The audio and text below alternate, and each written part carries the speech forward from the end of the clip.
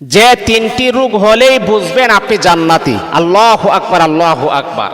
এই তিনটি রোগ আল্লাহ পাক রব্বুল আলামিন তিনি মুমিন বান্দাদেরকে আমার আল্লাহ দান করেন। মনে রাখতে হবে, রোগ শোক দিয়ে, বালা মুসিবত দিয়ে আল্লাহ পাক মুমিনদেরকে আমার আল্লাহ পরীক্ষা করেন। দেখতে চাই আল্লাহ পাক মুমিনের অন্তরে আল্লাহর প্রতি কেমন মহাব্বত, আল্লাহর প্রতি কেমন মায়া, আল্লাহর প্রতি কেমন ভালোবাসা কাজ করে।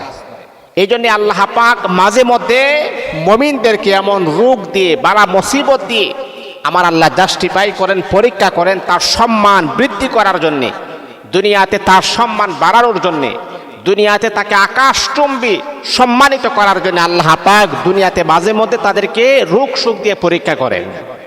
মুসলমান আমরা তো অনেক সময় আছি, রোগে পড়ে গেলে আমরা আল্লাহকে ভুলে যাই। আল্লাহ কি শুধু আমাকেই দেখে? আর ওই লোকটা হারাম খায়, সুদের সাথে তার সম্পর্ক, তার কোনো রোগ নাই, শোক নাই, বালা মুসিবত নাই, শুধু আমারই রোগ না, এটা বলা যাবে না।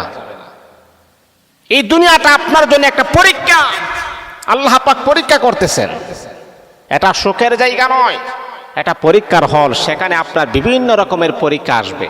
হতাশ হওয়া যাবে না। মুমিন কখনো হতাশ হই না, মুমিন কখনো ডিপ্রেশনে ভুগে না, মুমিন কখনো টেনশন করে না।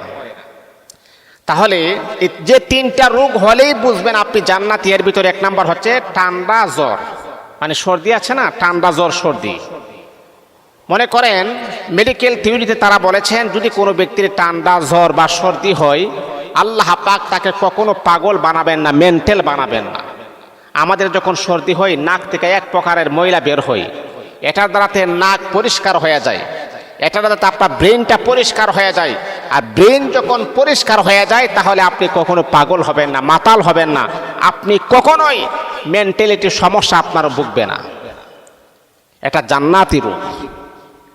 জ্বর হবে, ঠান্ডা হবে, সর্দি হবে, কিছু দুর্বল আপনি হবেন, এর ভিতর থেকে আল্লাহ পাক আপনার শরীর থেকে যেমন ভিতরটা পরিষ্কার হবে, আমার আল্লাহ গুনাহটাকে পরিষ্কার করে দিবেন। আল্লাহু আকবার, আল্লাহু আকবার। দুই নাম্বার হচ্ছে অ্যালার্জি অথবা চুলকানি। আমাদের অ্যালার্জি হয় না, অ্যালার্জি চুলকানি, এটা কিন্তু জান্নাতি রোগ।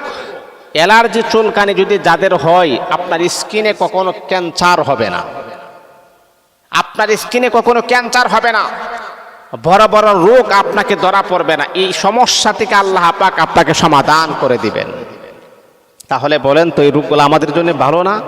আর আমরা এই রোগে পড়ে গেলে আল্লাহকে গালিগালাজ করি, নাউজুবিল্লাহি মিন যালিক।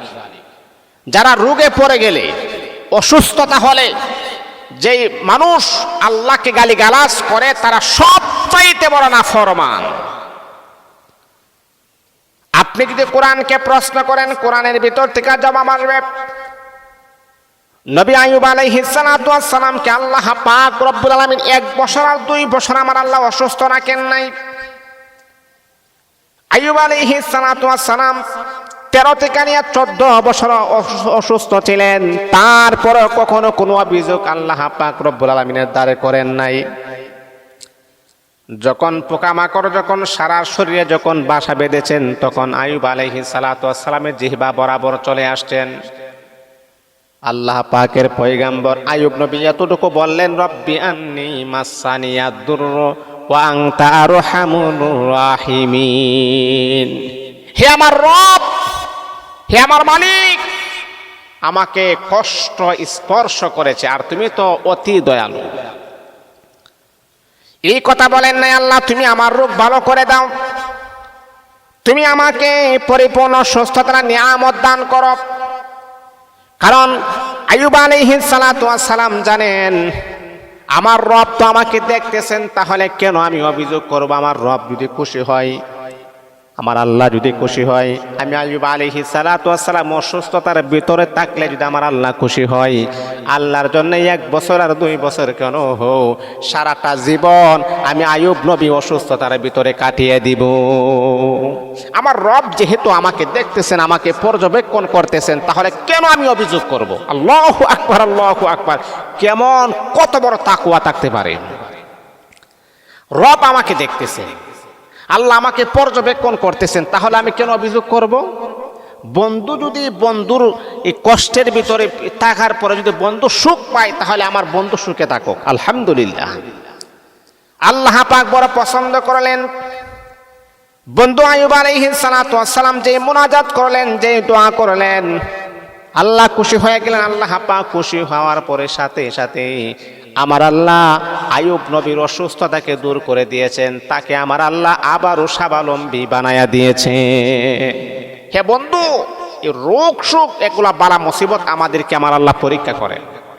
তাহলে 2 নাম্বার হলো অ্যালার্জি, চুলকানি হলে আপনার কখন স্কিনে ক্যান্সার হবে না, এটা আল্লাহ পাকের একটা পরীক্ষা, একটা নিয়ামতের একটা রোগ। 3 নাম্বার হচ্ছে যখন আপনার চোখ উঠবে, চোখ উঠলে কখন আপনি অন্ধ হবেন না। আপনার চোখের যে ময়লা আবর্জনা আছে, চোখ ওঠার সাথে সাথে ময়লা আবর্জনাগুলোকে আমার আল্লাহ পরিষ্কার করে দেন। এই জন্য এই 3টা রোগ হলেই বুঝবেন আপনি জান্নাতি। এটা জান্নাতি রোগের লক্ষণ। আল্লাহ পাক আমাদের সকলকে বোঝার